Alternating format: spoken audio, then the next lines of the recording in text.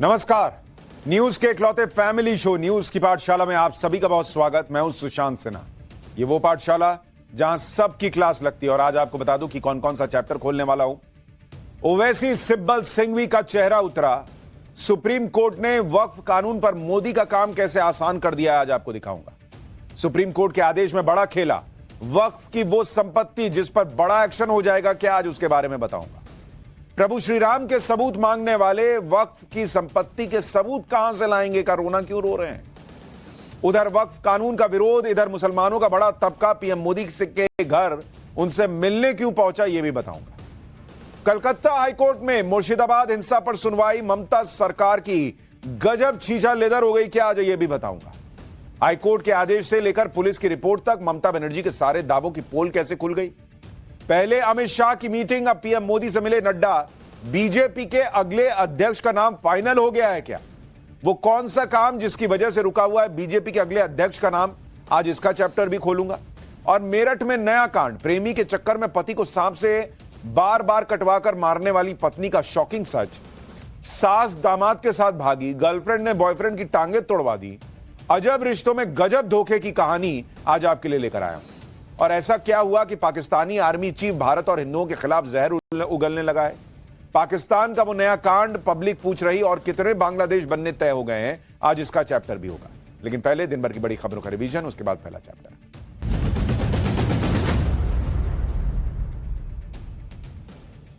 बिहार चुनाव को लेकर बड़ी खबर आ रही है। सूत्रों के मुताबिक तेजस्वी यादव इंडी गठबंधन के मुख्यमंत्री के फेस हो सकते हैं, इस बात पर सहमति बन गई है।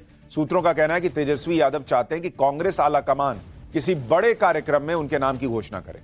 बता दें कि सीएम फेस को लेकर कई दिनों से कांग्रेस और आरजेडी के बीच बातचीत चल भी रही थी। सुप्रीम कोर्ट ने पिछले हफ्ते राष्ट्रपति और राज्यपालों को बिलों को मंजूरी देने की समय सीमा तय की थी। इस पर उपराष्ट्रपति जगदीप धनखड़ ने नाराजगी जताई है। उन्होंने कहा कि अदालतें राष्ट्रपति को आदेश नहीं दे सकती। इसके साथ ही उपराष्ट्रपति ने कहा, संविधान के अनुच्छेद 142 के तहत कोर्ट को मिले विशेष अधिकार लोकतांत्रिक शक्तियों के खिलाफ न्यूक्लियर मिसाइल बन गए। बिजनेसमैन और कांग्रेस महासचिव प्रियंका वाड्रा के पति रॉबर्ट वाड्रा से ईडी ने आज लगातार तीसरे दिन पूछताछ की है। लैंड डील मामले में पूछताछ के बाद जब रॉबर्ट वाड्रा बाहर निकले तो टाइम्स नाउ नवभारत के सवालों पर भड़क गए। नवभारत का माइक देखकर रॉबर्ट वाड्रा अपने बारे में कुछ अच्छा चलाने को कहने लगे। उन्होंने जवाब देने के बजाय टाइम्स नाउ की ग्रुप एडिटर नाविका कुमार को टारगेट भी किया। दिल्ली में आम आदमी पार्टी के पूर्व विधायक दुर्गेश पाठक के घर पर सीबीआई ने आज छापेमारी की। सीबीआई के मुताबिक यह कार्रवाई विदेशी फंडिंग से जुड़े मामले में की गई। सीबीआई ने एक दिन पहले ही आम आदमी पार्टी के खिलाफ फॉरेन कंट्रीब्यूशन रेगुलेशन एक्ट यानी एफसीआरए के तहत केस दर्ज किया है। इस रेड के बाद आम आदमी पार्टी ने बीजेपी पर बदले की कार्रवाई का आरोप लगाया। दिल्ली के पूर्व डिप्टी सीएम मनीष सिसोदिया ने कहा कि गुजरात चुनाव की जिम्मेदारी मिलते ही दुर्गेश पाठक के घर सीबीआई रेड हुई है और बीजेपी चाहती है कि आम आदमी पार्टी गुजरात से दूर रहे। बिहार में आरजेडी के विधायक रीतलाल यादव ने आज पुलिस के सामने सरेंडर कर दिया। रीतलाल यादव ने अपने भाई के साथ दानापुर कोर्ट में आत्मसमर्पण किया, जिसके बाद कोर्ट ने उन्हें 14 दिन की रिमांड पर भेज दिया है। रीतलाल यादव और उनके सहयोगियों के खिलाफ फर्जी दस्तावेज बनवाने, जबरन वसूली और जान से मारने की धमकी देने के केस दर्ज।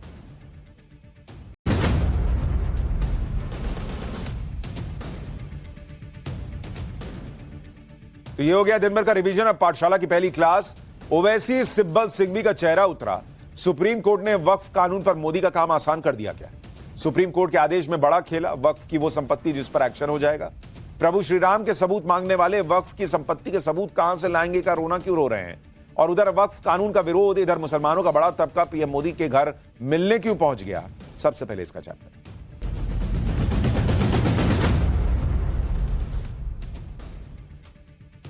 मोदी और मुसलमान को लेकर जितने मुंह उतनी बातें आज से नहीं सालों से होती आई। और वक्फ कानून को लेकर आए पीएम मोदी तो फिर वही नैरेटिव गढ़ा जा रहा है कि मोदी मुसलमानों के खिलाफ है। लेकिन जब गरीब मुसलमानों के भले के लिए वक्फ एक्ट लाने से पीएम मोदी को संसद में ये लोग नहीं रोक पाए तो फिर दौड़ दौड़े सुप्रीम कोर्ट गए। कल सुप्रीम कोर्ट में वक्फ एक्ट पर सुनवाई का पहला राउंड था, जिसमें ओवैसी, कपिल सिब्बल, अभिषेक मनु सिंघवी जैसे लोगों ने घोड़े खोल दिए कि सुप्रीम कोर्ट से किसी तरह से इस कानून पर ही रोक लगवा ली। लेकिन कल वो नहीं हुआ। सुप्रीम कोर्ट ने कहा कि नहीं, कानून पर रोक नहीं लगा रहे। आज सुप्रीम कोर्ट में राउंड 2 की बारी थी। आज भी सिब्बल, सिंघवी, ओवैसी एंड कंपनी को सुप्रीम कोर्ट से वो झटका लगा जिसे वो ना तो दिखा पा रहे हैं ना छुपा पा रहे हैं। आज सुप्रीम कोर्ट की हर बात आपको बताऊंगा, क्योंकि हो सकता है अब तक भी खबर जारी होगी भाई सुप्रीम कोर्ट में ये हो गया वो हो गया। आपको बड़ी खबरें पता ही नहीं आज सुप्रीम कोर्ट में क्या क्या हुआ है, क्या खेला हुआ है इन लोगों के साथ ही आज सबकी नजर कलकत्ता हाईकोर्ट पर भी थी, जहां ममता सरकार की छीछालेदर हो गई। मुर्शिदाबाद हिंसा को लेकर हाईकोर्ट ने ममता सरकार को बड़ा झटका दिया और इसी बीच नरेंद्र मोदी की वो तस्वीर आई जिसे देखकर इंडी गठबंधन के नेताओं की परेशानी और बढ़ जाएगी। आज प्रधानमंत्री के घर पर मुसलमान उनसे मिलने पहुंच गए और वक्फ कानून को लेकर पीएम को थैंक यू बोलने लगे। इस मुलाकात में पीएम मोदी ने भी वक्फ कानून पर बड़ा बयान दे दिया। पीएम मोदी ने बता दिया कि वो कब से वक्फ कानून को लेकर प्लानिंग कर रहे थे और वो बयान, पूरा बयान क्या है आज आपको सुनाऊंगा। कलकत्ता हाईकोर्ट में ममता सरकार को कैसे झटका लगा वो भी आपको दिखाऊंगा, लेकिन पहले बात वक्फ कानून पर सुप्रीम कोर्ट में हुई सुनवाई की, जिसकी बड़ी बातें आपको बता देता हूं। पहली बड़ी बात, वक्फ कानून पर सुनवाई के राउंड 2 में सुप्रीम कोर्ट ने वक्फ कानून पर तुरंत कोई रोक नहीं लगाई, जैसी विपक्ष की पार्टियां और मुस्लिम संगठन मांग कर रहे थे। दूसरी बड़ी बात, सुप्रीम कोर्ट ने नए वक्फ कानून के 2 पॉइंट पर यथास्थिति बनाए रखने को कहा है। बाकी वक्फ कानून के नए प्रावधान जस के तस लागू होंगे। वो 2 पॉइंट्स क्या हैं अभी आपको थोड़ी देर में डिटेल से बताऊंगा। तीसरी बड़ी बात, वक्फ कानून पर डिटेल रिप्लाई करने के लिए कोर्ट ने केंद्र सरकार को 7 दिन का वक्त दिया है और मामले की अगली सुनवाई अब 5 मई को होगी। यानी जिस तरह से इंडी गठबंधन ये माहौल बना रहा था कि वक्फ कानून तो असंवैधानिक है, गैर कानूनी है, कोर्ट में तो तुरंत ही गिर जाएगा, कुछ नहीं हुआ ऐसा। ऊपर से कोर्ट ने ऑर्डर लिखवाया तो ऐसा खेला हो गया कि ओवैसी सिब्बल सिंघवी का चेहरा उतरा दिखने लगा था। वो तो उनको संभालना पड़ा कि कहीं बाहर मुसलमान में ये मैसेज ना चला जाए कि क्या हो गया है। वो खेला क्या है वो भी बताऊंगा, कैसे ममता बनर्जी की मुश्किलें बढ़ने वाली है वो भी दिखाऊंगा। लेकिन पहले इस चैप्टर का प्रीकैप देख लीजिए जो आपको बताएगा कि इस चैप्टर में क्या क्या खास है।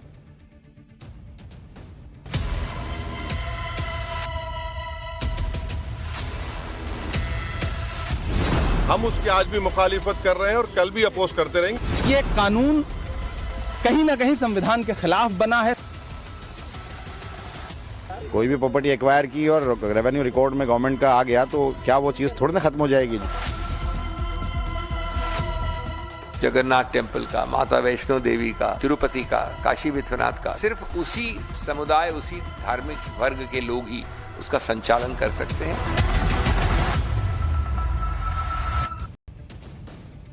प्रधानमंत्री मोदी का लाया नया वक्फ कानून इंडी गठबंधन की आंखों में चुभ रहा है, क्योंकि अगर मुसलमानों में यह मैसेज चला गया कि पीएम मोदी ने उनकी भलाई के लिए कितना बड़ा काम किया है, तो फिर इंडी गठबंधन की राजनीति की दुकान ही बंद हो जाएगी।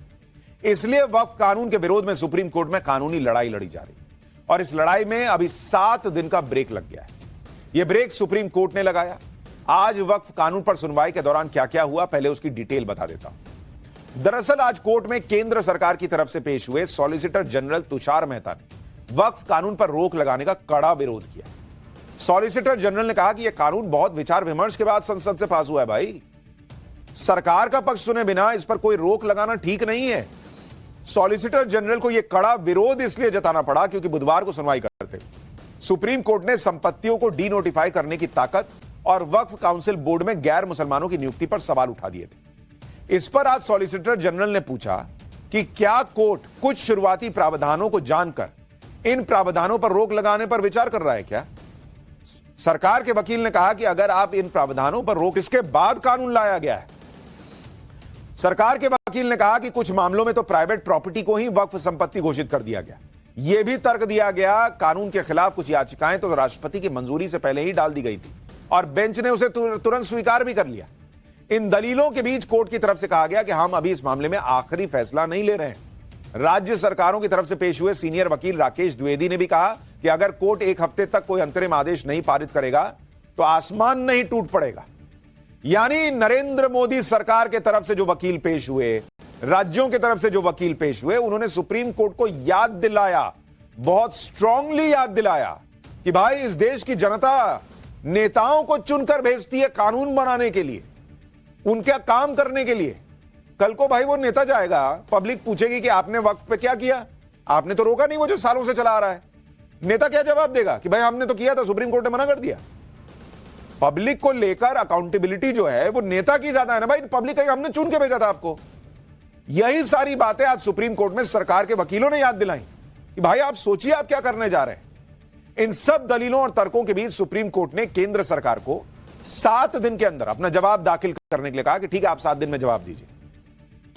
सुप्रीम कोर्ट ने वक्फ की कानूनी लड़ाई पर 7 दिन का ब्रेक तो लगा दिया, लेकिन यह वक्त देने से पहले सुप्रीम कोर्ट ने कुछ बातें क्लियर कर दी ताकि कोई कंफ्यूजन ना रहे। सुप्रीम कोर्ट ने नए वक्फ कानून पर कोई रोक नहीं लगाई है, पूरे कानून पर कोई रोक नहीं लगी है। सिर्फ 2 पॉइंट पर जो अभी तक स्थिति बनी हुई है वही यथास्थिति बनाए रखने के लिए कहा। वो 2 पॉइंट कौन है?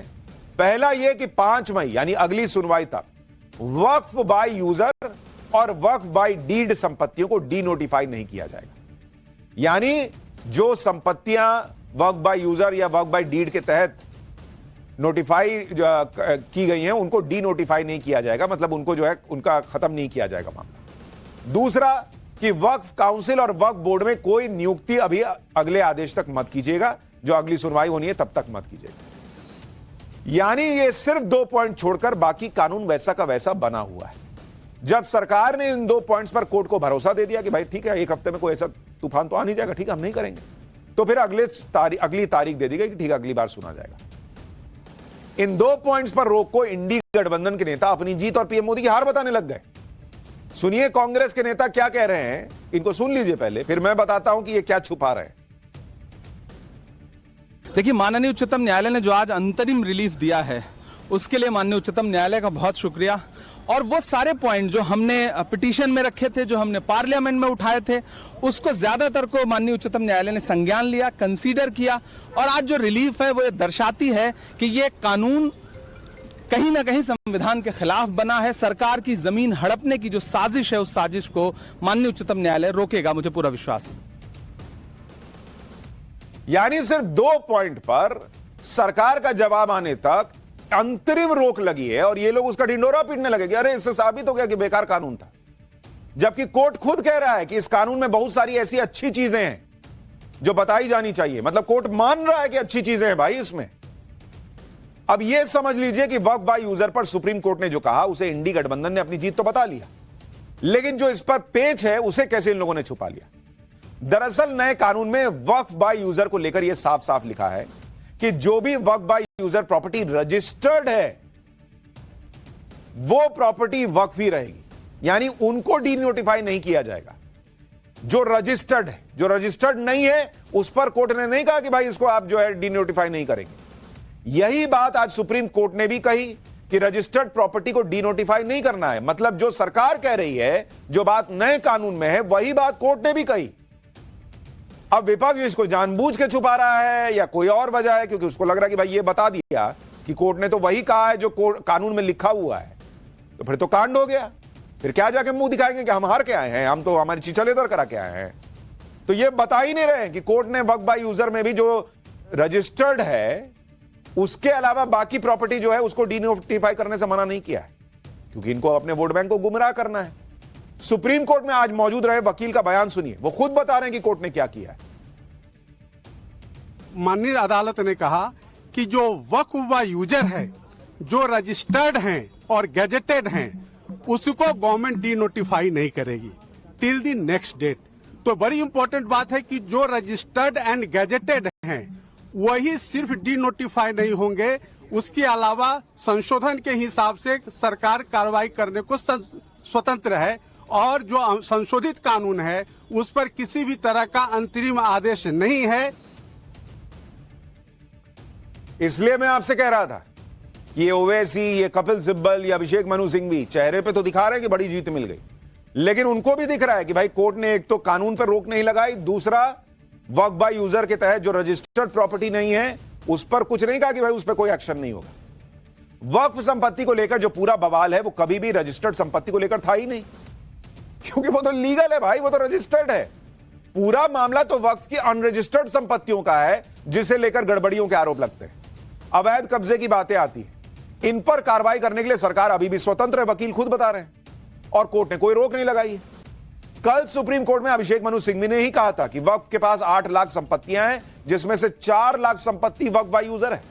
और यहां गौर करने वाली बात यह है कि इन्हीं 4 लाख वक्फ बाय यूजर की संपत्तियों में ज्यादा गड़बड़ियां होती हैं, क्योंकि इनमें से कई जो हैं वो रजिस्टर्ड नहीं है, उनके कागज भी मौजूद नहीं है, और ज्यादातर संपत्तियां अनरजिस्टर्ड होती हैं। आप असदुद्दीन ओवैसी का पुराना बयान सुन लीजिए, वो खुद बता रहे हैं कि यूपी में वक्फ की जमीनों का क्या हाल है, कितनी जमीन रजिस्टर्ड है, कितने के पास कागज है। सुनिए ओवैसी बता रहे हैं। ये अगर कानून बन जाएगा, उत्तर प्रदेश में 1,21,000 वक्फ की प्रॉपर्टीज है, 1,12,000 के पास कागज ही नहीं है। वक्फ यूजर खत्म हो गया तो जायदादें कौन लेगा? वो जायदादें कौन लेगा बताओ? तुम्हारे पास लीगल उसके ऊपर इख्तियारी नहीं होगा, कोई भी घुस जाएगा। वक्फ यूजर निकाल दिए। यानी ओवैसी खुद बता रहे हैं कि उत्तर प्रदेश में 90% से ज्यादा वक्फ में की जो संपत्ति है वो वक्फ बाय यूजर है, जिसके कागज तक नहीं है। तो कागज ही नहीं है तो रजिस्टर्ड क्या होगा? और जब रजिस्टर्ड नहीं है तो यानी आज कोर्ट ने जो कहा है उसके दायरे में वो आएगा नहीं, यानी उस पर एक्शन हो सकता है। वकील यही तो कह रहे थे। आज सोचिए, जो नरेंद्र मोदी के पूरे वक्फ कानून को गैर कानूनी बता रहे थे, वो कानून के 2 पॉइंट्स पर ही कुछ दिनों की रोक लगने से इतना खुश हैं जैसे सुप्रीम कोर्ट ने कानून रद्द कर दिया। आम आदमी पार्टी के नेता अमानतुल्लाह खान को सुनिए, कह रहे हैं कि जज और वकीलों ने धर्म से ऊपर उठकर साथ दिया है। सुनिए। मैं तहे दिल से शुक्रगुजार हूं आज सुप्रीम कोर्ट के तमाम जजेस का, तमाम वकीलों का, जिन्होंने आज धर्म से ऊपर उठ करके हमारे लिए खड़े हुए, मेहनत की, साथ दिया इस मुल्क को बचाने का। तो मैं आज हम इस फैसले से पूरी तरह से मुतमईन हैं। आम आदमी पार्टी के नेता अमानतुल्लाह खान तो खुशी मना रहे हैं, चेहरे पे खुशी दिख नहीं रही है, लेकिन भाई उधर जाके अपने कंस्टिट्यूएंसी में बताना तो है मुसलमानों को यह जीत के आए, लेकिन अंदर से फीलिंग नहीं आ रही, क्योंकि पता है कि वो तो हुआ नहीं जो चाह रहे थे। संसद में वक्फ कानून की कॉपी फाड़ने वाले असदुद्दीन ओवैसी के चेहरे पे भी खुशी नहीं थी। ओवैसी का बयान खुद यह बता रहा है कि वक्फ कानून के रद्द करने की लड़ाई अभी लंबी है और इसमें सफलता मिलेगी या नहीं इसकी कोई गारंटी नहीं है उनको। सुनिए एक बार ओवैसी को, और उनका जरा चेहरा देखिए कि कैसे आज सुप्रीम कोर्ट के बाहर उनका चेहरा उतरा हुआ था।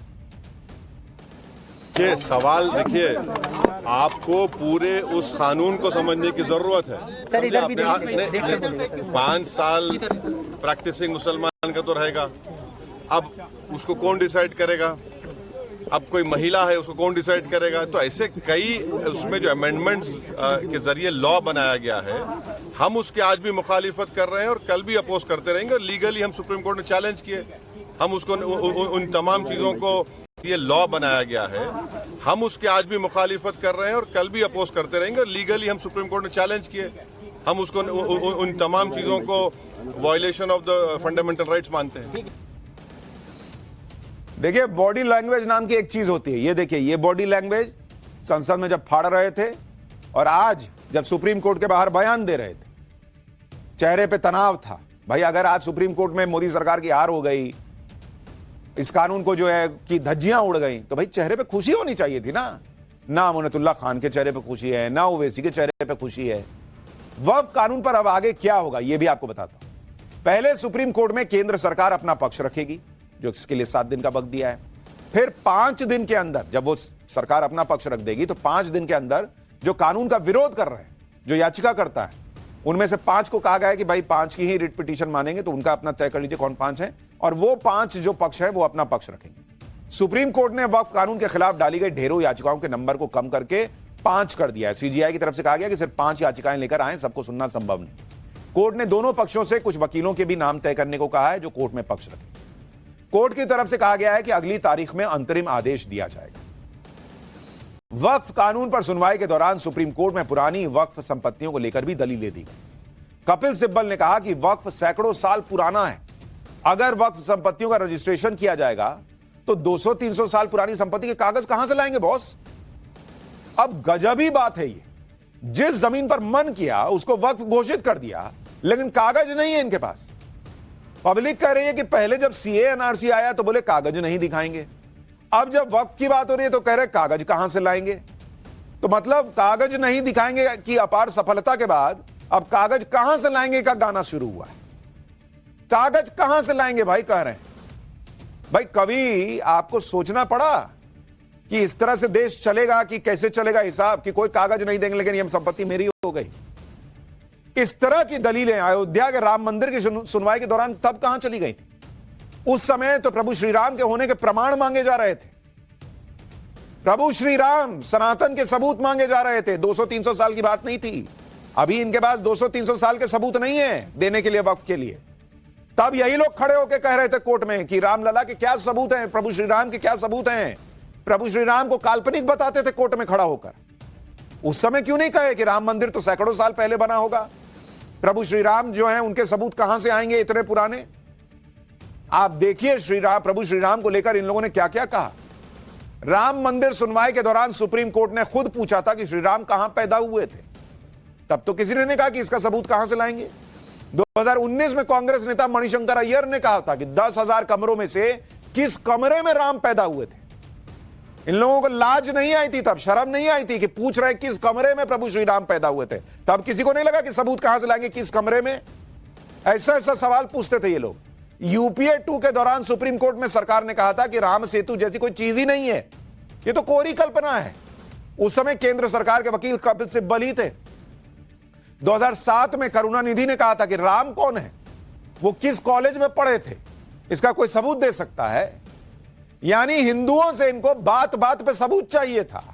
इनको भगवान राम के अस्तित्व और कहां जन्मे, किस कमरे में जन्मे, किस कॉलेज में पढ़े, इसके सबूत चाहिए थे।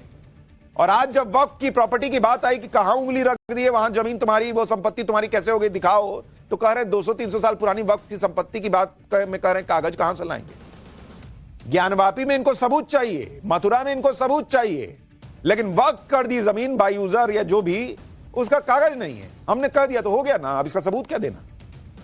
यह तराजू बराबर है बॉस। सुप्रीम कोर्ट में वक्फ कानून की सुनवाई में बार बार धार्मिक स्वतंत्रता के उल्लंघन की दलील दी जा रही है। इसी आधार पर वक्फ बोर्ड में गैर मुस्लिम समुदायों का सदस्यों का विरोध किया जा रहा है। कहा गया कि वक्फ बोर्ड एक धार्मिक संस्था है, सरकार इसमें दखल दे रही है। वक्फ कानून मुसलमानों की धार्मिक आजादी पर हमला है। मुस्लिम धार्मिक संस्था में गैर मुसलमानों की नियुक्ति क्यों होनी चाहिए, जबकि वक्फ बिल पर बनी जेपीसी के चेयरमैन जगदम्बिका पाल कह रहे हैं कि वक्फ बोर्ड कोई धार्मिक संस्था है ही नहीं। खुद सुप्रीम कोर्ट यह बात कह चुका है। सुनिए जगदम्बिका पाल को। 2010 में रामराज फाउंडेशन बनाम यूनियन ऑफ इंडिया का सवाल उठा था, जिसमें सुप्रीम कोर्ट ने फैसला किया था कि Waqf board is not a religious body, ये एक कानूनी संस्था है। इसी तरह से Karnataka state board of Waqf versus Nazir Ahmad में हुआ था, उसमें भी कहा था कि ये एक स्टैच्यूटरी बॉडी है, प्रशासनिक बॉडी है, न कि धार्मिक संस्था। इसलिए जब कोई प्रशासनिक बॉडी है तो उसमें मुस्लिम या नॉन मुस्लिम बिल्कुल रखना वाजिब है। जेपीसी के चेयरमैन थे जगदम्बिका पाल, कह रहे मैं सुप्रीम कोर्ट खुद कह चुका है कि ये तो स्टैट्यूटरी बॉडी है, ये धार्मिक संस्था है ही नहीं वक्फ बोर्ड। हालांकि अब सुप्रीम कोर्ट खुद वक्फ कानून की सुनवाई के दौरान यह सवाल उठा रहा है कि क्या हिंदू बोर्ड्स में गैर हिंदुओं की नियुक्ति होगी। वक्फ बोर्ड और हिंदुओं की धार्मिक संस्थाओं की तुलना गैर मुस्लिम या गैर हिंदुओं की नियुक्ति के आधार पर की जा रही है, जबकि अगर तुलना करनी है तो फिर भाई पहले तराजू तो बराबर करना होगा, क्योंकि हिंदुओं से जुड़ी संस्थाओं के पास वक्फ बोर्ड जैसी ताकत ही नहीं है। मैं आपको उदाहरण से समझा देता हूं। वक्फ बोर्ड जिस जमीन को चाहे वक्फ की संपत्ति घोषित कर सकता है, हिंदू बोर्ड ऐसा कर ही नहीं सकता। उनके पास यह अधिकार ही नहीं है कि जहां उंगली रख दिया वो कह दिया कि भाई ये जमीन हो गई। तो पहले तराजू तो बराबर कीजिए, पहले हिंदुओं को यह अधिकार दे दीजिए कि भाई आपको भी, आपका एक बोर्ड जो है, हिंदू बोर्ड जो है, वो जहां मन वहां उंगली रख दे, कह दे कि भाई ये जमीन जो है वो हमने शंकर जी के नाम कर दी, ये हमने विष्णु जी के नाम कर दी। फिर 50-70 साल जो है उस पर आप करने दो, सबको केस लड़ने दो, और हिंदुओं का भी एक बना दो आप कि भाई आपके हिसाब से चीजें चलेंगी, ट्रिब्यूनल बना दो हिंदुओं का। तराजू बराबर है ही नहीं। सवाल उठ रहा है कि भाई क्या हिंदुओं के साथ ऐसा हो सकता है। वक्फ बोर्ड गैर मुस्लिम की संपत्ति को अपना बता सकता है, अन्य बाकी धर्मों से जुड़ी संस्था के पास ऐसा कोई अधिकार नहीं। वक्फ कानून में वक्फ बाय यूजर का नियम है, हिंदुओं के पास मंदिर बाय यूजर का नियम है? कोई नियम नहीं। वक्फ संपत्ति का निपटारा वक्फ ट्रिब्यूनल में होता है। ऐसा ट्रिब्यूनल या ऐसी ताकत किसी और धर्म के पास इस देश में है ही नहीं कि अपना ट्रिब्यूनल हो हिंदुओं के पास, सिखों के पास, ईसाइयों के पास। अगर किसी को वक्फ बोर्ड के खिलाफ केस करना है तो उसे 2 महीने पहले वक्फ बोर्ड को नोटिस देकर सूचना देनी होती है, लेकिन किसी और धर्म के लिए ऐसा कोई नियम नहीं। वक्फ बोर्ड के मेंबर और मुतवल्लियों को पब्लिक सर्वेंट का दर्जा दिया जाता है, पुरोहित, पादरियों, पुजारियों को ऐसा कोई दर्जा नहीं मिलता है। यानी हिंदुओं के पास, दूसरे धर्म के लोगों के पास ऐसी कोई ताकत नहीं है जो वक्फ बोर्ड को मिली हुई है। तो बॉस पहले ताकत का लेवल बराबर कर दीजिए, फिर कहिए कि हाँ ठीक है हिंदू बोर्ड में भी डाल दीजिए 2 मुसलमान को। भाई 20 लोग होंगे, 22 लोग होंगे, उसमें 2 गैर मुस्लिम की बात हो रही है, तो ये ताकत दे के आप भी कर दीजिए उधर मामला। और एक बड़ी बड़ी मामूली सी बात पूछता हूं, भाई पाकिस्तान तो धर्म के हिसाब से बन गया था, लोग उधर चले गए कि हमको अपने धर्म के हिसाब से चलना है, हम उधर पाकिस्तान जा रहे हैं। जो लोग इधर रह गए उन्होंने ये तय किया था ना बॉस कि हम मिलजुल कर रहेंगे। हिंदू ने तो आपसे नहीं कहा कि भाई इधर मत आना, अब जाओ जाओ उधर ही जाओ। हिंदू ने भी कहा कि ठीक है तुमको यार आना, रहो भाई साथ में रहेंगे। लेकिन यहां जो चीज होती है उसमें कह दिया जाता है कि हमारे में मत घुसो, ये हमारा अपना मामला है। ट्रिपल तलाक ये हमारा मामला है, इसमें मत घुसो भाई। आपको जो है वक्फ बोर्ड ये हमारा मामला है, इसमें मत घुसो भाई। कोई यूसीसी ये हमारा मामला है, इसमें मत घुसो भाई, यूसीसी हम नहीं मानेंगे। जिनको हमारा मामला है हम नहीं मानेंगे ये करना था, वो तो अपना मामला लेके पाकिस्तान गए थे। जो यहां रह गए थे वो तो यही मान के रहे थे ना कि हमारा तुम्हारा मामला मिलजुल के चलेगा। आज हर चीज में हमारा मामला हो जाता है। नहीं वक्फ बोर्ड में कोई हिंदू नहीं आ सकता, कोई दूसरा नहीं आ सकता। वक्फ बोर्ड के पास अनलिमिटेड पावर है, दूसरे धर्म के बोर्ड के पास है ही नहीं। लेवल प्लेइंग फील्ड ही नहीं है। पहले यहां बराबरी का दर्जा मिले, उसके बाद हिंदू बोर्ड में गैर हिंदुओं को शामिल करने पर कोई आपत्ति किसी को नहीं हो। एक बार विष्णु शंकर जैन को भी सुनिए, जो वक्फ बोर्ड की ताकत के बारे में क्या कह रहे हैं, सुनना चाहिए आपको। जब मंदिर बाय यूजर नहीं हो सकता है, चर्च बाय यूजर नहीं हो सकता है, गुरुद्वारा बाय यूजर नहीं हो सकता है, तो ये वक्फ बाय यूजर कैसे हो सकता है? और वक्फ बाय यूजर के कंसेप्ट को स्टे करना चाहिए और इस कंसेप्ट के आधार पे जितनी संपत्ति गलत ढंग से ली गई है उसको वापस लाने की कार्रवाई होनी चाहिए। आप ये भी देखिए कि वक्फ बिल पर जब संसद में बहस हो रही थी और यह बिल कानून बनने की राह पर था, तभी से इसका विरोध शुरू हो गया। कहा जाने लगा कि कानून को सुप्रीम कोर्ट में चुनौती देंगे।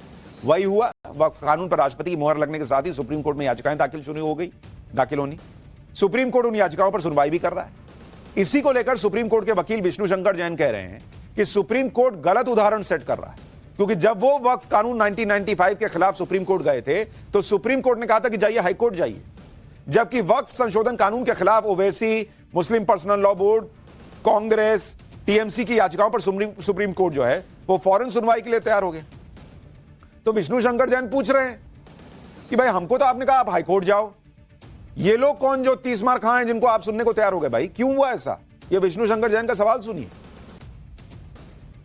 वक्फ को लेके हम सुप्रीम कोर्ट आए थे सीधे, तो बोला गया सुप्रीम कोर्ट सीधे क्यों आ गए? और 7 साल से पूरा समाज इस देश के अलग अलग हाईकोर्ट में स्ट्रगल कर रहा है। 140 से ज्यादा याचिकाएं देश के अलग अलग हाईकोर्ट में दायर हो चुकी हैं, आज तक कोई इंटरिम रिलीफ नहीं मिली है। तो क्या पैमाना है, क्या मापदंड है कि एक पक्ष सुप्रीम कोर्ट आता है और उसकी सुनवाई की जाती है और इंटरिम ऑर्डर देने के लिए एक बात की जाती है? तो ये कानून, यही चीज दूसरे पक्ष के लिए भी लागू होनी चाहिए। बहुत सारी चीजें हैं जिसको लेकर लोगों के मन में प्रश्न उठ रहे हैं। हालांकि एक तरफ तो कहा जा रहा है भाई सारा मुसलमान जो है वो मोदी के खिलाफ है, इस कानून के खिलाफ, लेकिन आप देखिए आज ही प्रधानमंत्री के घर पर बोहरा समुदाय के मुसलमान प्रधानमंत्री मोदी से मिलने गए और वक्फ कानून को लेकर प्रधानमंत्री मोदी का शुक्रिया किया। बोहरा समुदाय के मुसलमानों से पीएम मोदी का पुराना और गहरा रिश्ता रहा। बोहरा समुदाय के बड़े कार्यक्रमों में पीएम मोदी शिरकत करते रहे। वक्फ कानून के समर्थन में बोहरा समुदाय की खुशी वक्फ कानून के खिलाफ नैरेटिव चलाने वाले इकोसिस्टम को बहुत चुभ रही हो, क्योंकि यह इकोसिस्टम तो यही माहौल बना रहा है कि हिंदुस्तान के सारे मुसलमान वक्फ कानून के विरोध में। इस इकोसिस्टम के मुताबिक जो भी मुसलमान इस पीएम मोदी के नए वक्फ कानून का समर्थन कर रहा है वो बीजेपी का एजेंट है, बीजेपी से मिला हुआ है। आज बोहरा समाज से मुलाकात के दौरान पीएम मोदी ने बताया कि वक्फ में संशोधन का विचार उनको कब आया, कैसे आया और कैसे इसे तैयार किया गया। सुनिए, पीएम मोदी ने खुद बताया है। मेरे पास ये कानून तो बाद में बना, पहले राउंड में जब मेरे पास रिपोर्टिंग आया, जब मैं यहाँ 19 में जीत करके आया तब मेरे पास आया, 1700 से ज्यादा मुस्लिम समाज की शिकायतें थी कि हमें न्याय दो, ये वक्फ वालों ने हमारे साथ ये किया है। उसमें ज्यादातर बहनें बेटियां थी। तब जाकर के मैंने कहा भाई रियलिटी क्या है खोजो। तो ये रातों रात नहीं आया जी, लगातार 5 साल तक हर बारीक चीज को कोशिश की समय। फिर उसमें से मुझे बहुत पहले बड़े सैयदना साहब से काफी बातें मेरी होती थी, तो मुझे मालूम था कि बोहरा समाज हो या शिया मुस्लिम हो, उनको तो और मुझे अहमदिया को और मुसीबतें हैं। मैंने कहा भाई इनको तो कोई अलग से प्रोटेक्ट करना पड़ेगा, और उसमें से मैंने इस व्यवस्था को विकसित करने का प्रयास किया है। आप सोचिए बॉस, ये है नरेंद्र मोदी का होमवर्क। एक दिन उठे, कहा कि इन्हें काम करते हैं, वक्फ कानून को बदल देते। ऐसा नहीं करते हैं वो कह रहे बहुत दिन से ये सब बातें मेरे सामने थी, 5 साल इस पे काम किया, तब जाके ये वक्फ संशोधन एक्ट आया है। लेकिन जिसको हंगामा करना है वो कर रहा है। लेकिन भाई साहब, आज बात सिर्फ सुप्रीम कोर्ट की नहीं होगी। सुप्रीम कोर्ट से वक्फ कानून के विरोधियों को जबरदस्त झटका तो मिला है। उधर कलकत्ता हाईकोर्ट में जो हुआ है, आज आपको वो भी सुनना चाहिए कि कलकत्ता हाईकोर्ट से मुर्शिदाबाद हिंसा पर ममता सरकार को तगड़ा झटका लगा है। अब इसी का चैप्टर, कलकत्ता हाईकोर्ट में मुर्शिदाबाद हिंसा पर सुनवाई हुई, ममता सरकार की गजब छीछा लेदर हो गई क्या? हाईकोर्ट के आदेश से लेकर पुलिस की रिपोर्ट तक ममता बनर्जी के सारे दावों की पोल खुल गई है क्या? अब इसका चैप्टर।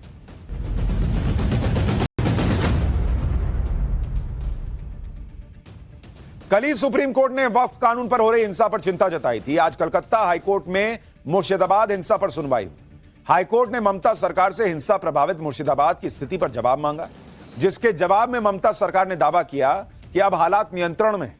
लेकिन आज सुनवाई के दौरान कलकत्ता हाईकोर्ट ममता सरकार की दलीलों से ज्यादा संतुष्ट दिखा नहीं। कलकत्ता हाईकोर्ट ने निर्देश दिया है कि मुर्शिदाबाद के हिंसा प्रभावित इलाकों में अभी केंद्रीय सुरक्षा बल तैनात रहेंगे। यानी जिन केंद्रीय सुरक्षा बलों पर, जिस बीएसएफ पर ममता बनर्जी आरोप लगा रही थी कि उन्होंने ही सब करवा दिया अमित शाह के साथ मिलकर, केंद्र सरकार के या केंद्रीय सुरक्षा बल वहां तैनात रहेंगे ताकि लोगों को सुरक्षा मिल सके। यह कलकत्ता हाईकोर्ट आदेश दे रहा है बॉस। हाईकोर्ट ने ऑर्डर दिया है कि राज्य सरकार हिंसा की वजह से विस्थापित लोगों की सुरक्षित वापसी की व्यवस्था करे। हाईकोर्ट ने वार्निंग दी है कि अब वक्फ कानून के विरोध के नाम पर कोई भड़काऊ भाषण होना नहीं चाहिए। आप सोचिए, हाईकोर्ट को भी दिख रहा है ना कि क्या चल रहा है बंगाल के अंदर, मुर्शिदाबाद के अंदर। हाईकोर्ट के आदेश पर कहा जा रहा है कि हाईकोर्ट को भी बंगाल पुलिस और ममता सरकार पर भरोसा नहीं है। तभी तो वो कह रही है ना कि भाई केंद्रीय एजेंसियों को वहां रहने दीजिए, केंद्रीय सुरक्षा बलों को रहने दीजिए। बंगाल में वक्फ कानून के विरोध में हुई हिंसा के लिए ममता सरकार बीजेपी पर आरोप लगा रही। ममता बनर्जी तो यहां तक कह चुकी है कि बीजेपी और बीएसएफ ने हिंसा कराई। यह अलग बात है कि खुद बंगाल सरकार की रिपोर्ट से पता चल रहा कि हिंसा भड़की कैसे। वक्फ कानून के विरोध में हजारों लोगों की भीड़ ने पुलिस पर भी हमला किया था, और यह सारी बातें खुद सरकार की रिपोर्ट में जो कोर्ट में दी गई, उसके मुताबिक बंगाल के जंगीपुर में 4 अप्रैल से ही वक्फ कानून के विरोध में प्रदर्शन हो रहा था। 8 अप्रैल को पीडब्ल्यूडी मैदान में जमा हुई हजारों की भीड़ उग्र हो गई। वहां करीब 8 से 10 हजार लोग जमा हो गए थे। 4 से 5 हजार लोगों ने नेशनल हाईवे जाम कर दिया।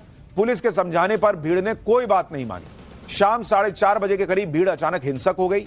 भीड़ ने पुलिस पर पत्थर चलाए, लाठी, लोहे की रॉड से हमला कर दिया। पुलिस कर्मियों को जान से मारने के इरादे से हमला किया गया। जंगीपुर के उप पुलिस अधीक्षक यानी एसडीपीओ की ग्लॉक पिस्टल जो है वो भीड़ ने छीन ली, जिसमें 10 गोलियां लोड थी। उसके बाद पुलिस ने हालात को काबू करने के लिए एक्शन लिया। इस घटना की जानकारी और पूरी रिपोर्ट कलकत्ता हाईकोर्ट में पेश की गई है। यानी इस लेवल की हिंसा हुई कि पुलिस से सरकारी पिस्तौल तक छीन ली भीड़ ने। ये कलकत्ता हाईकोर्ट को बंगाल सरकार रिपोर्ट दे रही है। वहां क्यों नहीं लिख के दिया कि अमित शाह और बीएसएफ ने करा दिया? पब्लिक को बोलने के लिए अमित शाह, बीजेपी और बीएसएफ के लोगों ने करवा दिया, बांग्लादेश से लोग बुलाकर। और वहां बता रहे हैं कि वहां पे भीड़ जो थी वो जमा हो गई तो वहीं की ना होगी, और कहां से आई होगी? पुलिस वालों को जान से मारने के इरादे से हमला किया, आप रिपोर्ट में लिख रहे हैं। यहां कह रहे हैं कि अमित शाह ने करा दिया। ममता बनर्जी हिंसा की जिम्मेदारी बीजेपी और बीएसएफ पर डाल रही हैं, लेकिन कोर्ट के सामने यह बात क्यों नहीं कही कि सब अमित शाह ने कराया?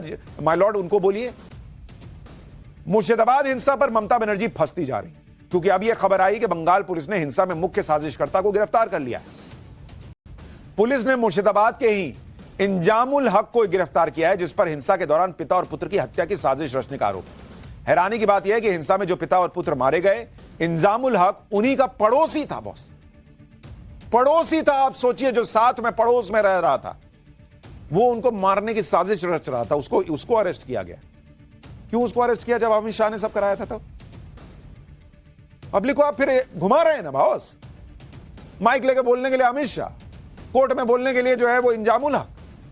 बंगाल पुलिस के इस दावे से भी ममता बनर्जी की उस थ्योरी पर सवाल उठ गए जिसमें वो कह रही थी कि हिंसा के पीछे बीजेपी, बीएसएफ और बाकी एलिमेंट्स हैं।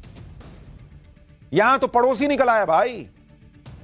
आप यह भी देखिए कि कलकत्ता हाईकोर्ट में तो ममता बनर्जी ने दावा कर दिया कि मुर्शिदाबाद में अब हालात नियंत्रण में, लेकिन ममता बनर्जी ने राज्यपाल सीवी आनंद बोस से मुर्शिदाबाद का दौरा टालने का आग्रह कर दिया। ममता ने कहा कि अभी मुर्शिदाबाद के हिंसा प्रभावित इलाकों का दौरा करना सेफ नहीं है, अभी वहां हालात ठीक नहीं हुए हैं। यानी ना तो ममता बनर्जी खुद मुर्शिदाबाद के पीड़ित हिंदुओं से मिलने गई हैं और ना ही किसी और को पीड़ित हिंदुओं से मिलने दे रही हैं। भाई आप कोर्ट में कह रही हैं कि हालात सुधर गए, तो फिर गवर्नर को जाने दीजिए, क्या दिक्कत है अगर हालात सुधरे हुए हैं तो। आज बंगाल के राज्यपाल सीवी आनंद बोस ने राजभवन में मुर्शिदाबाद दंगों के पीड़ित हिंदू परिवारों के एक समूह से मुलाकात की।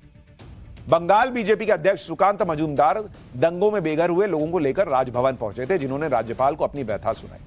दंगा पीड़ित हिंदुओं ने राज्यपाल से आर्थिक मुआवजे और सुरक्षा के लिए केंद्रीय सुरक्षा बलों की तैनाती का अनुरोध किया। राज्यपाल बोस ने कहा कि वो खुद मुर्शिदाबाद जाकर हिंसा की हकीकत देखें, लेकिन ममता बनर्जी ने उन्हें हिंसा प्रभावित इलाकों में न जाने के लिए कहा। बंगाल में वक्फ कानून का विरोध हिंसक तौर पर हुआ, जिस वजह से ममता बनर्जी की सरकार घिरती जा रही है। ममता बनर्जी ने खुद यह बात कही थी कि बंगाल में वक्फ कानून को लागू नहीं होने देंगे। इस तरह के बयानों से वक्फ कानून का विरोध बढ़ा। अब पीडीपी की नेता महबूबा मुफ्ती भी इसी तरह के बयान दे रही। महबूबा मुफ्ती ने केंद्र सरकार पर निशाना साधते हुए कहा कि देश के मुसलमानों के साथ वैसा सलूक न करो जैसा कश्मीरी पंडितों के साथ आतंकियों ने किया था। सुनिए एक बार। हमें अभी तक अफसोस है, शर्मिंदगी है, मगर आपको मौका है, आप हिंदुस्तान के मुसलमानों के साथ वो सलूक मत करो जो कश्मीरी पंडितों के साथ यहां मिलिटेंटों ने किया है। आज इनको कश्मीरी पंडितों की याद आ रही। खैर, जो हो रहा है वो देश देख रहा है। पाठशाला में अब अगली क्लास। पहले अमित शाह की मीटिंग, अब पीएम मोदी से मिले नड्डा। बीजेपी के अगले अध्यक्ष का नाम फाइनल हो गया है क्या? वो कौन सा काम जिसकी वजह से रुका हुआ है बीजेपी के अगले अध्यक्ष का नाम, और वो नाम किसका हो सकता है? बीजेपी का अगला अध्यक्ष कौन हो सकता है? अब इसका चैप्टर।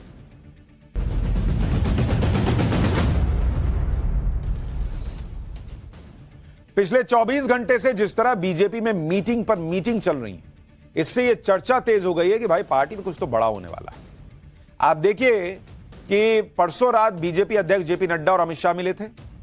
बीजेपी की कई सीनियर नेताओं की मीटिंग हुई थी ना, परसों मैंने आपको दिखाया था। ये जेपी नड्डा के घर से अमित शाह, राजनाथ सिंह निकल रहे थे। ये मीटिंग देर रात चली थी।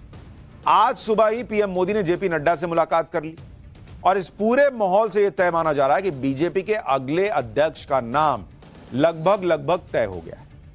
अब बीजेपी अध्यक्ष को लेकर 5 केंद्रीय मंत्रियों की चर्चा सबसे ज्यादा है। इसके अलावा 2 महिला नेताओं का नाम भी लिस्ट में चल रहा है कि भाई ये 5-7 लोगों में से कोई अध्यक्ष बन सकता है। ये किनके नाम हैं जो बीजेपी के अगले अध्यक्ष हो सकते हैं या उस रेस में आगे चल रहे हैं, उसके बारे में आपको आगे बताऊंगा। लेकिन फिलहाल इतना समझ लीजिए कि बीजेपी के नए अध्यक्ष से पहले एक नियम आड़े आ रहा है।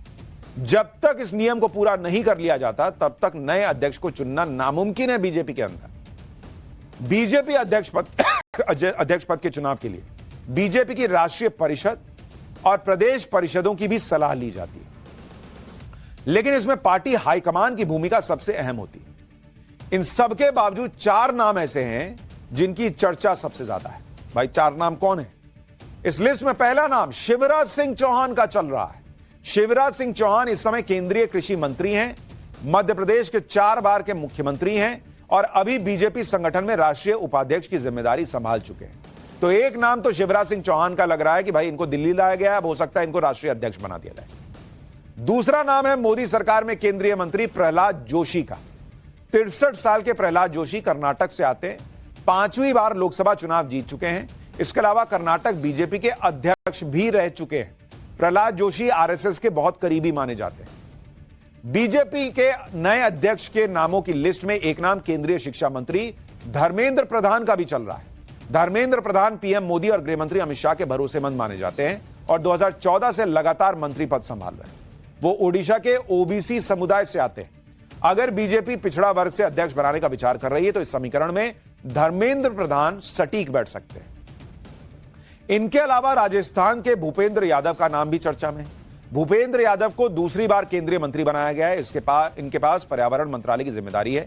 इसके अलावा भाजपा के राष्ट्रीय सचिव के तौर पर वो काम कर चुके हैं। भूपेंद्र यादव को बीजेपी में स्ट्रैटेजी वॉर रूम का एक्सपर्ट माना जाता है। ये 4 नाम अभी तेजी से आगे चल रहे हैं, ये बताया जा रहा है, लेकिन यही 4 नाम नहीं है, कुछ और नाम है जिनके बारे में आगे बताऊंगा। लेकिन आप देखिए कि जेपी नड्डा पिछले 5 साल से लगातार बीजेपी के अध्यक्ष का पद और कामकाज संभाल रहे हैं। पिछले साल लोकसभा चुनाव के बाद से ही नए बीजेपी अध्यक्ष की तलाश तेज हो गई थी, लेकिन इस दौरान कई विधानसभा चुनावों की वजह से यह तलाश पूरी नहीं हो पाई। अब यह कहा जा रहा है कि अगले हफ्ते बीजेपी को नया अध्यक्ष मिल जाएगा, नेक्स्ट वीक। सूत्रों के मुताबिक पिछले 24 घंटों में हुई मीटिंग्स में यूपी, गुजरात, मध्य प्रदेश, कर्नाटक और ओडिशा के नए अध्यक्षों के नाम पर भी चर्चा हुई है। दरअसल बीजेपी का जो अपना पार्टी का संविधान है, उसके मुताबिक राष्ट्रीय अध्यक्ष के चुनाव से पहले 19 राज्यों में कम से कम बीजेपी अध्यक्ष का चुनाव जरूरी होता है। अभी तक 15 राज्यों के बीजेपी अध्यक्षों का चुनाव हो चुका है। संभावना है कि अगले 3 से 5 दिन में बाकी के 5 राज्यों के बीजेपी अध्यक्ष चुनने की प्रक्रिया पूरी कर ली जाएगी। जैसे ही 19 राज्यों में अध्यक्ष का चयन हो जाएगा, उसके बाद नए राष्ट्रीय अध्यक्ष के नाम का भी ऐलान हो जाएगा। सूत्रों के मुताबिक नए अध्यक्ष के चुनाव के बाद कैबिनेट में भी फेरबदल हो सकता है। इसकी सबसे बड़ी वजह यह भी है कि नए अध्यक्ष के लिए 5 कैबिनेट मंत्रियों की चर्चा सबसे ज्यादा है। इसके अलावा तमिलनाडु में एआईएडीएमके गठबंधन के बाद उसे भी मतलब एआईएडीएमके से भी किसी को भी मंत्री पद दिया जा सकता है, तो कैबिनेट रीशफल भी हो सकता है। बीजेपी अध्यक्ष के संभावित नामों में एक और केंद्रीय मंत्री का नाम चल रहा है और यह नाम है मनोहर लाल खट्टर का। अभी मनोहर लाल खट्टर आवास एवं शहरी कार्य और बिजली मंत्रालय की जिम्मेदारी संभाल रहे हैं। इनके अलावा झारखंड के पूर्व मुख्यमंत्री रघुवर दास का नाम भी रेस में है। रघुवर दास झारखंड के पहले गैर आदिवासी मुख्यमंत्री रह चुके हैं, इसलिए ओबीसी और आदिवासी समुदाय का जनाधार बढ़ाने में बीजेपी को बढ़त मिल सकती है। मनोहर लाल खट्टर और नरेंद्र मोदी का तो पुराना नाता है, आपको याद होगा, मोटरसाइकिल से दोनों जो है वो प्रचारक के तौर पर घूमते थे, पार्टी का प्रचार प्रसार करते थे। तो तब की बात है। बीजेपी अध्यक्ष पद की रेस में 2 नाम सबसे हैरान करने वाले चल रहे हैं। पहली बार अध्यक्ष पद के लिए महिला उम्मीदवारों की भी चर्चा चल रही है। इसमें पहला नाम आंध्र प्रदेश की डी पुरंदेश्वरी का चल रहा है। डी पुरंदेश्वरी पूर्व मुख्यमंत्री और टीडीपी के संस्थापक एनटी रामाराव की बेटी हैं और फिलहाल आंध्र प्रदेश भाजपा की अध्यक्ष हैं।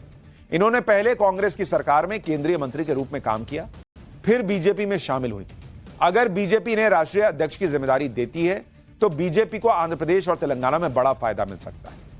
दूसरी महिला उम्मीदवार में तमिलनाडु की वानती श्रीनिवासन का नाम है। वानती इस समय बीजेपी महिला मोर्चा की राष्ट्रीय अध्यक्ष हैं। वानती श्रीनिवासन 1993 से बीजेपी से जुड़ी हुई हैं, यानी इनके पास संगठन के कामों का 32 साल का अनुभव है। आपको यह जानकर हैरानी होगी कि 2021 के तमिलनाडु चुनाव में वानती श्रीनिवासन ने साउथ के सुपरस्टार कमल हासन को हराया था। तमिलनाडु में बीजेपी को मजबूत करने में उनकी महत्वपूर्ण भूमिका रही। हालांकि जब साउथ की बात होती है तो कुछ लोग अन्नामलाई का भी नाम लेते हैं, क्योंकि उनको वहां तमिलनाडु के अध्यक्ष पद से हटाया गया। अमित शाह ने उनकी बड़ी तारीफ वाला एक ट्वीट भी डाला था, तो कुछ लोग उनके नाम की भी चर्चा कर ले रहे हैं कि भाई अन्नामलाई डायनेमिक लीडर तो है ही, अमित शाह और नरेंद्र मोदी के खास भी हैं, हो सकता है उनका भी नंबर लग जाए, लेकिन अभी कहना मुश्किल है। साउथ को मजबूत करने के लिए बीजेपी इस तरह का निर्णय ले सकती है, कोई साउथ से हो सकता है, यह भी कहा जा रहा है। ये तो सब जानते हैं कि समाजवादी पार्टी और कांग्रेस में किस तरह अध्यक्ष चुने जाते हैं। आपको बीजेपी में अध्यक्ष चुनने की प्रक्रिया के बारे में बताता हूं।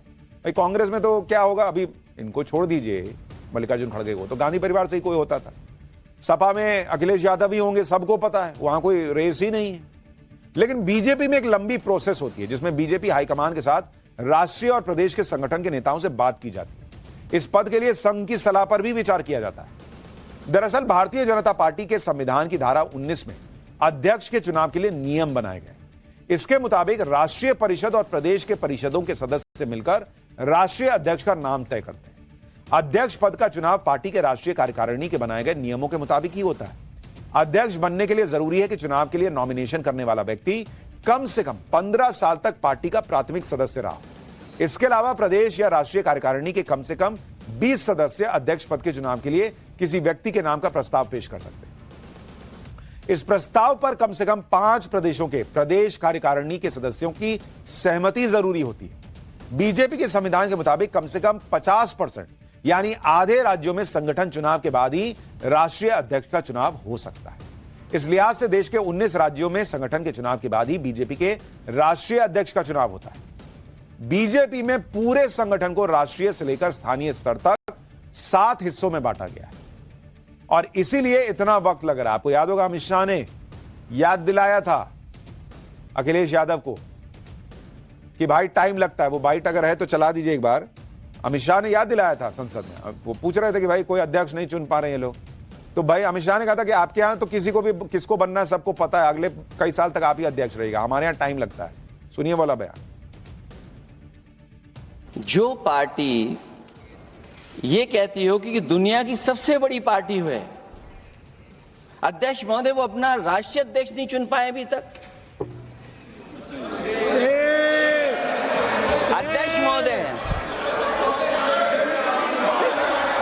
अध्यक्ष महोदय भारतीय जनता पार्टी क्या है? अखिलेश जी ने बहुत हंसते हंसते कहा है, इसको हंसते हंसते जवाब देना। ये सामने जितनी पार्टियां हैं उनका राष्ट्रीय अध्यक्ष उन 5 लोगों को ही चुनना है परिवार के। हमें माननीय अध्यक्ष जी करोड़ों सदस्यों में से 12-13 करोड़ सदस्य प्रक्रिया कर कर चुनना है तो देर लगती है, आपके यहां जरा भी देर नहीं लगेगी। मैं कह देता हूं अभी 25 साल तक आप अध्यक्ष हो जाओ, नहीं बदल सकता। तो बीजेपी में जो केंद्रीय नेतृत्व है, जो राज्य का नेतृत्व है, जो स्थानीय नेतृत्व है, सबके बीच चर्चा करके अध्यक्ष चुना जाता है। इस तरह का रिश्ता है सबके बीच में, इसलिए समय लग रहा है। लेकिन जब रिश्तों की बात हो ही रही है तो पाठशाला में अगली क्लास। मेरठ में नया कांड, प्रेमी के चक्कर में पति को सांप से 10 बार कटवाकर मारने वाली पत्नी का शॉकिंग सच। सास दामाद के साथ भागी, गर्लफ्रेंड ने बॉयफ्रेंड की टांगे तोड़वा दी। अजब रिश्तों में गजब धोखे की कहानी का चैप्टर।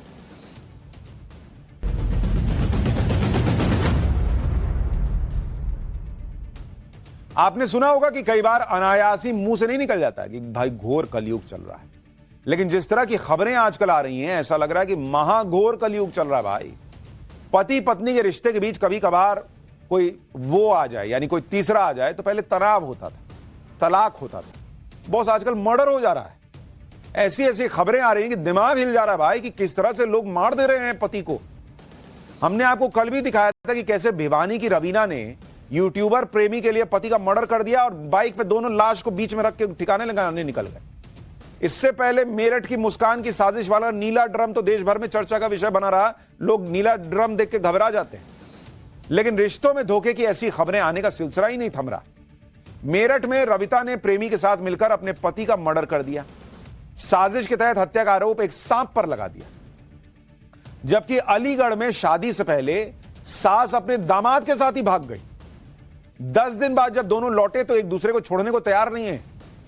फरीदाबाद में बॉयफ्रेंड ने शादी से इनकार किया तो गर्लफ्रेंड ने हाथ पैर तोड़वा दिए, बेचारा बेड पे लेटा हुआ है। शादीशुदा बॉयफ्रेंड के 13 फ्रैक्चर हुए हैं, 17 दिनों से अस्पताल में। हालांकि इतना बेचारा भी नहीं है, शादीशुदा था और बॉयफ्रेंड बना हुआ था। इस सब में सबसे ज्यादा चर्चा मेरठ की रविता की हो रही है। रविता ने भी मुस्कान की तरह ही अपने पति अमित को रास्ते से हटाने के लिए प्रेमी के साथ मिलकर खौफनाक साजिश रची और वारदात को बड़ी चालाकी से अंजाम दिया। लेकिन कहते हैं ना कि कातिल कितना भी चालाकी कर ले कानून से थोड़ी बचता है, कुछ ना कुछ इधर उधर गड़बड़ हो ही जाती है। मुस्कान की तरह ही रविता ने भी वही गलती कर दी और एक पेपर के टुकड़े ने उसकी पोल खोल दी। रूह कपाने वाली इस खौफनाक कहानी के एक एक कैरेक्टर से मिलवाऊंगा, पहले कुछ तस्वीरें देखिए।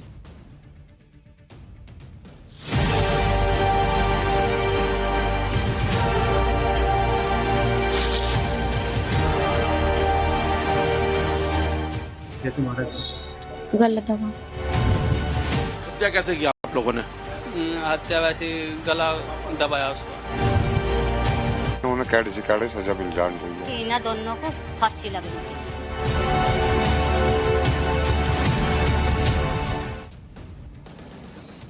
मेरठ में अमित कश्यप की पत्नी रविता ने वो काम कर दिया है कि लोग कह रहे हैं कि पत्नी है या नागिन है। ऐसा इसलिए कहा जा रहा है क्योंकि इस सनसनीखेज हत्याकांड में जिसे मुख्य आरोपी साबित करने की कोशिश हो रही थी वो एक सांप था, लेकिन जब राज खुला तो रविता बेनकाब हो गई। अमित नाम के इस शख्स की डेड बॉडी बिस्तर पर पड़ी हुई है और उसके बगल में एक सांप बैठा हुआ है। सुबह सबसे पहले अमित के बेटे ने इस सांप को देखा। जब तक सभी लोग पहुंचे तब तक तो अमित दम तोड़ चुका था। इस तस्वीर को देखने के बाद आप भी यही सोचेंगे कि भाई सोते वक्त सांप ने अमित को काट लिया होगा और बिस्तर पर लेटे लेटे अमित की मौत हो गई। गांव वालों को भी शुरुआत में यही लगा कि भाई सांप बगल में है, आदमी मरा हुआ है, हो सकता है सांप ने काट लिया होगा। लेकिन अमित का और उसके पत्नी रविता की अनबन चल रही थी, यह सबको पता था। आए दिन मारपीट होती थी। अमित का ही एक दोस्त अमरदीप रविता से नजदीकियां बढ़ा रहा था, अक्सर घर आता था। ऐसे में लोगों को शक हुआ कि अमित की मौत नहीं हुई बल्कि उसकी हत्या हुई है, ऐसा हो सकता है। ऐसे में परिवार वालों के कहने पर पुलिस ने अमित के शव का पोस्टमार्टम करवाया। पोस्टमार्टम की जब रिपोर्ट आई तो भाई सब चौंक गए। अमित के पड़ोसी ने क्या खुलासा किया है सुनिए एक बार, फिर दिखाऊंगा रविता और उसके प्रेमी ने क्या कबूलनामा किया है। सुबह ही यहाँ पे शोर शराबा हुआ तो हम अपने घर से आए, आकर देखा तो उसके यहाँ पे चरपाई पे बिस्तर पे सांप उसकी कमर के नीचे था। तो हमने देखा कि उसे सांप ने डस लिया है। सांप जिंदा था? सांप जिंदा था जी। तो फिर सांप किसी ने, गांव वाले काफी आए, सबने सोचा कि इसे सांप को निकाल ले, पर किसी की हिम्मत नहीं हुई सांप को निकालने की। फिर सपेरों को बुलवाया, सपेरे आने के बाद उन्होंने सांप को निकाला। उनसे पूछा जी सांप ने काटा या कैसा है, उन्होंने कहा जी इसे सांप ने नहीं काटा। तो हम जो इसे और जगह पे भी लेकर गए, 2-3 जगह गया तो वहां पे जाने के बाद भी पता लगा कि इसे सांप ने नहीं डसा। फिर सोचा कि मेडिकल में भी इलाज है, फिर मेडिकल ले गए तो वहां पे भी डॉक्टरों की पुष्टि में सांप काटे की पुष्टि नहीं हो पाई। फिर पोस्टमार्टम में जो आया कि पता लगा कि वो जहर से मरा है। फिर कुछ पता लगा कि बेड पे उसकी गला दबा के, उसके नाक पे भी निशान है, गले पे भी है। तो बाद में पता लगा कि इसे जो गला दबा के मारा गया। आप सोचिए बॉस कि क्या लोग खुराफाती दिमाग चला रहे हैं। पति को गला दबा के मार दिया और फिर बगल में सांप बैठा दिया कि सांप, लोग सोचेंगे सांप ने डस लिया, मर गया। इस पूरे खूनी खेल की शुरुआत हुई पति पत्नी और वो से। यही वो है जो सौरभ हत्याकांड में मेन किरदार था। अब अमित हत्याकांड में भी उसी तरह के किरदार ने अहम भूमिका निभाई, लेकिन इस केस में मास्टरमाइंड है रविता, जिसने अपने पति की हत्या का इतना शातिर प्लान बनाया कि अगर पोस्टमार्टम न होता तो शायद हत्या का सच चारदीवारी में ही दम तोड़ देते। आरोप है कि रविता और अमरदीप ने अमित की हत्या के बाद इसे हादसा दिखाने के लिए प्लानिंग की हुई थी। रविता और अमरदीप ने अमित को रास्ते से हटाने के लिए साजिश रची। हत्या को छिपाने के लिए सांप के इस्तेमाल का आइडिया रविता ने दिया। इसके बाद अमरदीप गांव से ही 1000 रुपए में सांप खरीद के लाया। रात में रविता ने अमरदीप को घर में बुलाया और अमित की हत्या कर दी। रविता ने अमित के हाथ पकड़े और अमरदीप ने अमित का गला दबा दिया। हत्या को हादसा दिखाने के लिए सांप को अमित के बिस्तर पर छोड़ दिया गया। सुबह अमित के बेटे ने बिस्तर पर सांप देखकर शोर मचाया। सभी लोगों को यकीन हो गया कि सांप के डसने से ही अमित मरा है। अमित के शरीर पर सांप के डसने के 10 निशान भी थे, लेकिन जब पोस्टमार्टम हुआ तो उसमें दम घुटने से मौत की पुष्टि हुई। पुलिस ने शक के आधार पर रविता और अमरदीप को गिरफ्तार कर लिया और कड़ी पूछताछ हुई तो रविता और अमरदीप ने हत्याकांड का खुलासा कर दिया। पुलिस की कस्टडी में रविता का कबूलनामा सुनिए, उसके बाद बताऊंगा अमित के माता पिता ने क्या अपील की। जैसे भी हमें क्या देते हैं ऐसे ही हम मार दिया। कैसे मारा था? गलत दबा। किस ने दबाया? क्या करा पूरा बताओ। मैंने और इन्होंने दोनों ने। कौन दूसरा कौन? अमरदीप। गला किसने दबाया? इसने पैर पकड़े, क्या हुआ पूरा बताओ। गलत उसने दबाया। तुमने? मैंने हाथ पकड़े, मुंह पकड़ा। तो सांप कहाँ से लाए?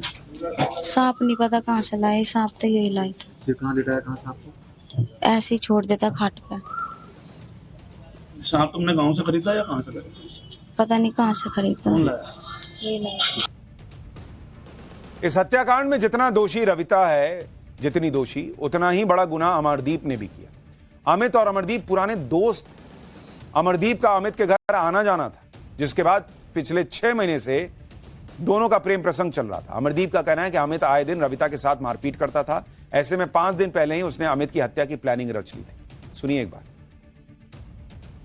हत्या कैसे की आप लोगों ने? हत्या वैसे गला दबाया उसका। दोनों ने मिलकर दबाया? जी। हाथ से दबाया, किसी और चीज से घोटा था? ना, हाथ से। क्यों दबाया, क्या कारण था? क्या रविता ने आपको ऐसा बोला कि आपने उसके पति अमित की हत्या कर दी? मारपीट करता था। मेरे पीछे कुछ लड़के लगा रखे थे जो मुझे रास्ते में रोक टोक करते थे। मुंह बांध रखा था। कुछ लड़के घर पे भी जाते थे। मेरी मम्मी ने मना करा कि ये नहीं जाएगा कहीं भी। 2 दिन लगातार गए।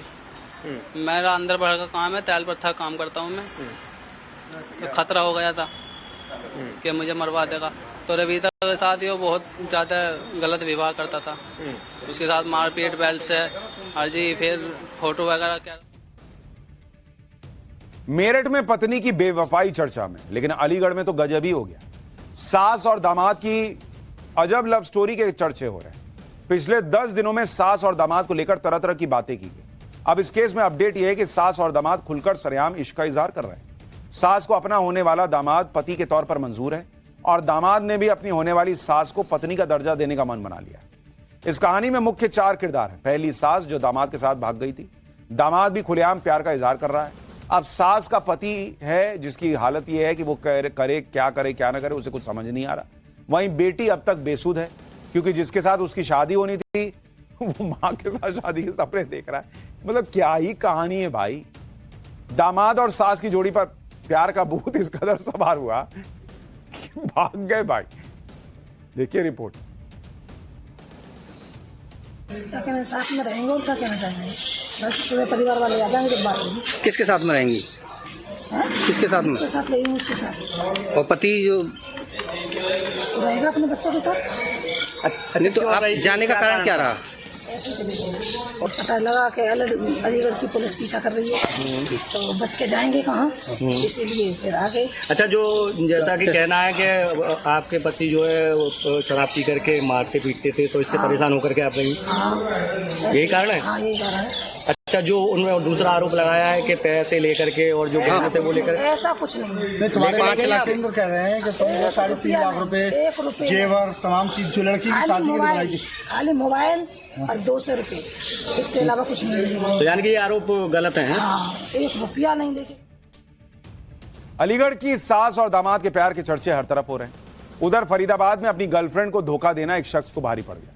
बिस्तर पर दर्द से जूझते इस शख्स के शरीर का शायद ही कोई हिस्सा होगा जहां पट्टी ना बंधी। दोनों हाथ पैर पर पट्टी है, लगातार दवाएं चल रही हैं, फिर भी दर्द कम नहीं हो रहा। हैरानी की बात यह है कि पिछले 17 दिनों से अस्पताल में भर्ती शख्स के शरीर की 13 हड्डियां टूट चुकी। इसकी गलती इतनी थी कि इसने अपनी गर्लफ्रेंड के शादी का ऑफर ठुकरा दिया। इसके बाद गर्लफ्रेंड को ऐसा गुस्सा आया कि उसने बॉयफ्रेंड की हालत करवा दी। बिस्तर पर लेटे शख्स का नाम गुलशन है। गुलशन के मुताबिक वो शादीशुदा है, इसलिए शादी से इनकार कर दिया था। इसके बाद उसकी गर्लफ्रेंड ने धोखे से उसे घर बुलाया। घर के बाहर पहुंचा जब वो, तो गर्लफ्रेंड के रिश्तेदारों ने डंडे, सरिया और चाकू से उस पर हमला कर दिया। पीट पीट कर उसकी हड्डियां तोड़ दी गई, हाथ पैर भी तोड़ दिए गए। इसके बाद उसे अधमरा करके वहीं सड़क पर छोड़कर आरोपी भाग गए। गुलशन में इतनी हिम्मत नहीं बची थी कि किसी को मदद के लिए बुला सके। इसके बाद राहगीरों ने पुलिस को फोन किया, तब पुलिस ने उसे अस्पताल में भर्ती कराया। आप तस्वीर देखिए भाई। हालांकि इसकी खुद की शादी हो रखी है, अपने आप को मसीहा दिखा रहा है कि भाई मेरी शादी हो गई थी इसलिए मैं गर्लफ्रेंड से, जो शादी हो रखी थी इसलिए गर्लफ्रेंड से शादी नहीं कर रहा था। अरे भाई, तो शादी थी तो गर्लफ्रेंड बनाई ही क्यों? लेकिन गर्लफ्रेंड भी वैसे ही, उसको बुलाया कुछ काम से कि आओ घर आओ, शादी नहीं करोगे तो कोई बात नहीं घर पे आओ, और उसके बाद वहां ये हालत कर। क्या चल रहा है रिश्तों में भाई? क्या हो गया लोगों को? कोई मार दे रहा है, कोई हाथ पैर तोड़ दे रहा है। इस लव स्टोरी में भी इतने एंगल हैं कि आप माथा पीट लेंगे। बॉयफ्रेंड से प्यार से लेकर पिटाई तक की पूरी कहानी सुनी। गुलशन की 2015 में शादी हुई, 3 बच्चे हैं इसके। गुलशन एक मोबाइल की दुकान चलाता है जहां उसकी मुलाकात एक महिला से हुई। 9 साल पहले महिला ने भी पति को छोड़ दिया था। इस महिला की भी 10 साल की एक बेटी है, मतलब जिसने पिटवाया है वो भी शादीशुदा है, उसकी भी बेटी है। गुलशन और महिला का प्रेम संबंध हुआ तो गुलशन ने पत्नी को छोड़ दिया और गर्लफ्रेंड के साथ लिव इन रिलेशनशिप में रहने लगा। जब गर्लफ्रेंड ने शादी की बात की तो गुलशन ने शादी करने से मना कर दिया। इसके बाद गर्लफ्रेंड ने गुलशन को घर बुलाया और अपने रिश्तेदारों से उसकी पिटाई करवा। मतलब दोनों शादीशुदा होने के बाद एक दूसरे के साथ संबंध बनाते हैं और उसके बाद शादी से मना करता है ये तो उसकी पिटाई करवा दी जाती है। गजब ही हो रखा है। ब्रेक के बाद पाठशाला में आपका फिर से स्वागत है। आमतौर पर आप पानी की बोतल खरीदते हैं तो कितने का खरीदते होंगे? 20 रुपए, 60 रुपए, आजकल 100, 150, 200, 400 का भी आ जाता है। लेकिन हम जिस पानी की बोतल के बारे में आपको बता रहे हैं वो दुनिया की सबसे महंगी पानी की बोतल है। इस पानी का नाम है एक्वा डी क्रिस्टालो, जिसके 750 ml की एक बोतल 50 लाख रुपए की आती है। 50 लाख रुपए की एक बोतल 750 ml की। जिस बोतल में ये पानी है वो पूरी तरह 24 कैरेट सोने से बनी हुई है। इस बोतल में फ्रांस, फिजी और आइसलैंड यानी 3 देशों का पानी मिक्स होता है। साथ ही इसमें 5 ग्राम सोने की भस्म भी मिलाई जाती है। मतलब 50 लाख के पानी की बोतल सुन के ही गला सूख जाए और उसके बाद इससे आदमी पानी भी ना पी पाए, फिर अपना ही वही 10 रुपए वाला पिए, 20 रुपए वाला। 50 लाख का पानी पी रहे लोग भाई, क्या ही चल रहा है।